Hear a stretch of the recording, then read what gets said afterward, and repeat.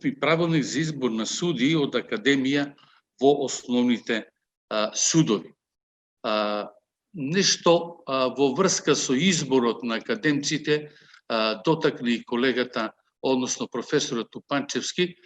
Според стариот закон, изборот на академци како кандидати за судии во основните судови се вршеше врз основа на ранг листа кој што утврдуваше и академијата. На некој начин улогата на судскиот совет се сведуваше на тоа да ја почитува таа ранг листа и про форма да врши избор на судии од претходно утврдената ранг листа од академија. Се разбира дека